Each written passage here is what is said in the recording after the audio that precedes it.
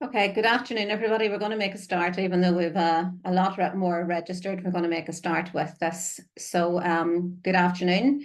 As you see, maybe in the chat box, that this webinar is being recorded, and we will stop it for questions. We'll stop the recording at the end for questions.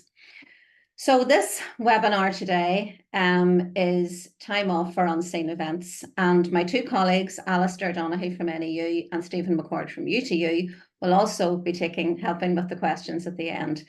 But we decided to do this webinar following on from ones we had done in relation to time off for other issues. So the other known events, if you know you're going to need to get time off, you would look at the brief absences, which we've done a webinar on before, career break, temporary variation, job share, and flexible working. And most of these have been covered in previous webinars, which you can access on all of our websites and our YouTube channel. These are actually where you know in advance that you're going to be off, and you're requesting the time off from your principal or board of governors in advance. The brief absences actually does refer to absences of up to 3 days, and that's with pay. So as we go through this, you'll see the difference between pay and unpaid.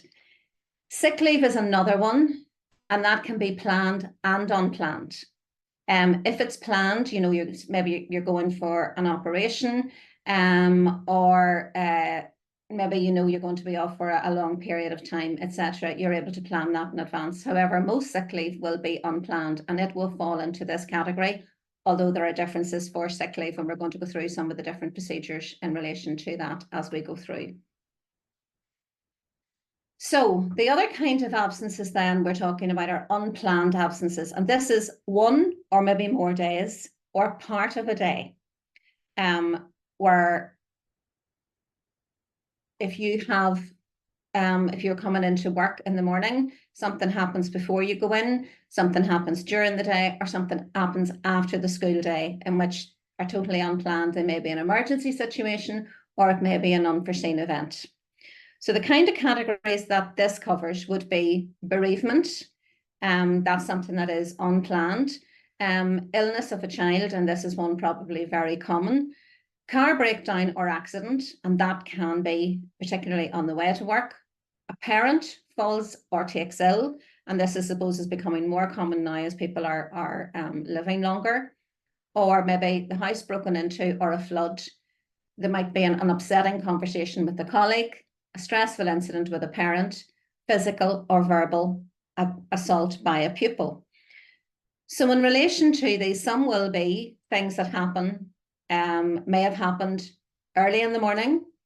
They may happen, some of them particularly say illness of a child, car breakdown, parent falls or takes ill, or a flood perhaps, or a stressful incident with a parent, or an upsetting conversation with a colleague. Any of these can take place before, during, or after school. And they are things that you're not going to be able to go to your principal in advance to discuss. So in these kinds of situations that we're talking about, and these are the kinds of things that people would contact us about, we're trying to give you in this what to do. So while I'm saying here, check the school policy, I don't mean that you would check that, obviously, at the time that something happens. But if you check it now and see actually what does your school policy say in relation to contacting. And I think that was where we come on to number 2, is contact the principal. If it's early morning and it's before school and you're either going to be late or you're not going to be in, your school will have a policy which says who you're supposed to contact, who would be your point of contact, and whether that's to ring or to send a message or whatever way you have to do it. So that's the first thing that you do. If it's during the school day, please make sure that you do not leave the premises without contacting the principal or vice principal or whoever is in a senior leadership role. If it's an emergency situation and you're unable to actually contact the principal per se, make sure that it's somebody in a senior leadership position, and that then you contact the principal as soon as you can after that. So the third thing then is about the duration of leave.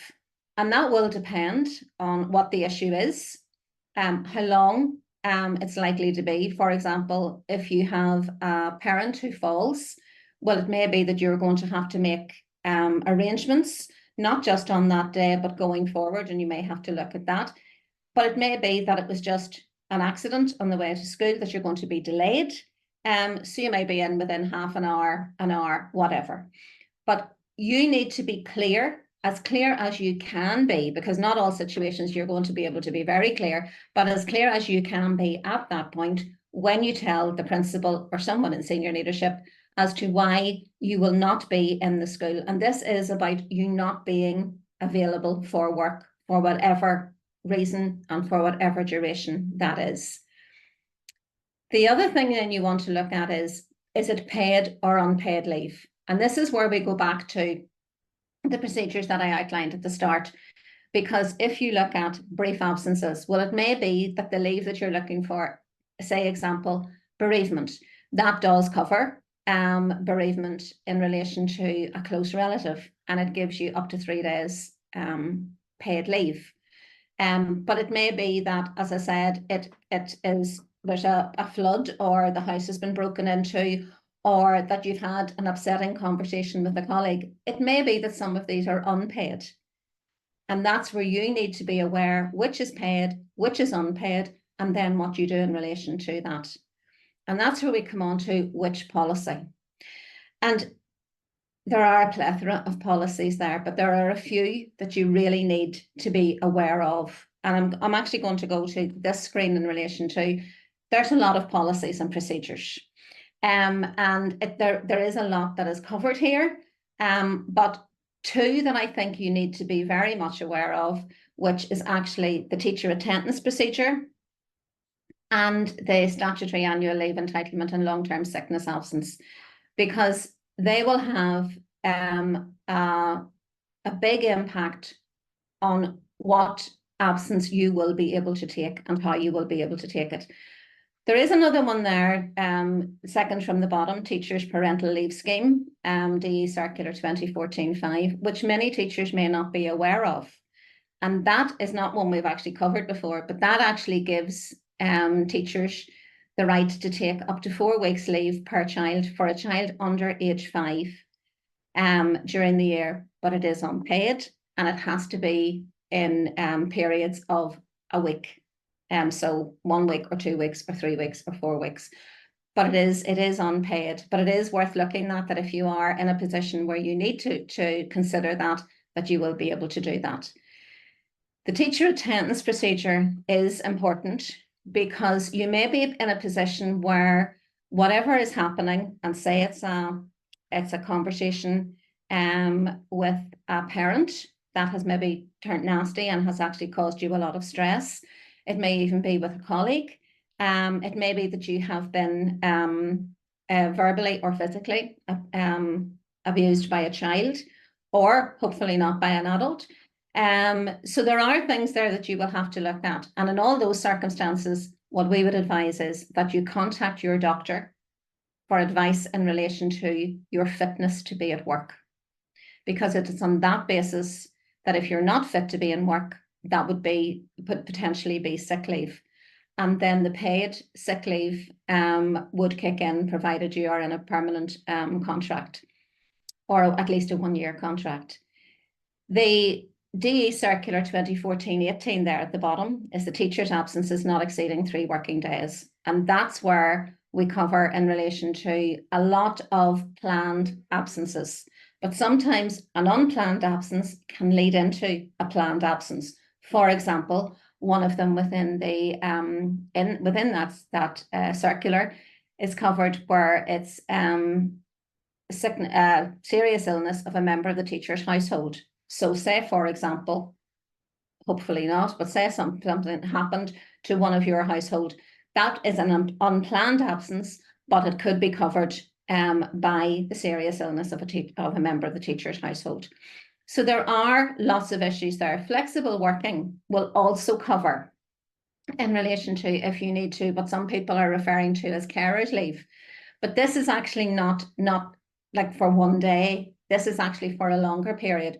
So, for example, say you do have a child who's off long-term sick, or you do have a parent who requires long-term care as well. And it may be that you want to reduce your days, your hours, or take some unpaid leave to accommodate that. So there are a number of procedures there which need to be looked at, but we also need to be very careful in relation to anything that happens just before, during, or just after the working day, that the principal or whoever the senior leader is in the school responsible for leave, etc., whoever it is, and that will be determined in each of the schools, is made aware of. And one of the things we would also encourage is to all our principal members is that they would treat requests from teachers in relation to this type of absence and others with compassion, because we all know that anything can happen at any time. Nobody is immune from any of these, and it can cause a lot of stress if these issues are not dealt with on a compassionate basis. And it also then, you will get payback in the long term as well from the members, if you actually, from the teachers in the school, it works. It always says treat your best asset is the teachers and your staff in the school, and that works between colleagues as well. So basically on that basis, without going into every kind of different scenario, we're going to actually hand over now for questions. I should have said at the start, this will be very short. I think most of the information will come from people potentially asking questions in different scenarios. So at this point, unless they're just looking to see if there's anything there's no questions at this point in the chat or in the Q&A. So if you wish to do that or raise your hand to speak, we have that facility as well. So